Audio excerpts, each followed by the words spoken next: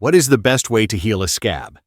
The best way to heal a scab often depends on the scab and the wound it's covering, but there are some general tips most people can follow. Keeping the wound and scab clean and covered helps promote scab healing. Regularly applying antibiotic ointment can also help heal a scab as well as prevent infection. It's important to learn to identify and treat infected scabs to avoid further infection. Avoiding scratching or picking a scab can prevent infection and scarring. The process to heal a scab begins as soon as the wound is acquired. The wounded person should immediately clean the area with soap and warm water until no traces of dirt remain, and then apply an over-the-counter antibiotic ointment. A wound should be patted dry, with the person taking care not to cause further injury. Once the wound is clean and dry, it should be bandaged.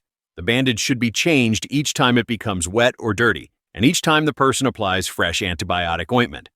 Some people believe the best way to heal a scab is to give it time to breathe, meaning to give it time unbandaged and exposed to air. Oftentimes, this depends on the wound and type of scab.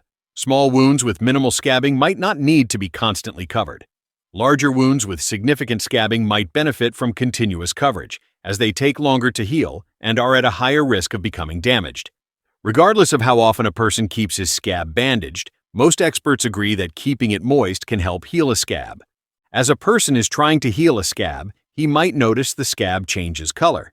Generally, a yellow scab or a brown scab is normal and not indicative of an infection, but scab color isn't always a clear indicator of an infection. Regardless of the scab's color, the wound might be infected if it becomes unusually painful, starts discharging pus, is warm to the touch, or develops red streaks in and around the scab. Sometimes the infection can be treated by applying over-the-counter antibiotic ointment 3 times a day, or as often as the instructions specify. Other times, medical attention might be necessary.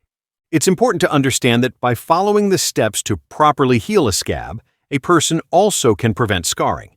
For example, treating a scab as soon as possible after acquiring the wound can help prevent or minimize scarring. Scabs tend to itch, but it's best never to scratch or pick a scab. Doing so can slow the process of scab healing, cause further damage to the skin, and bring about scarring. 2. Reopening the scab can put the wound at risk for becoming infected.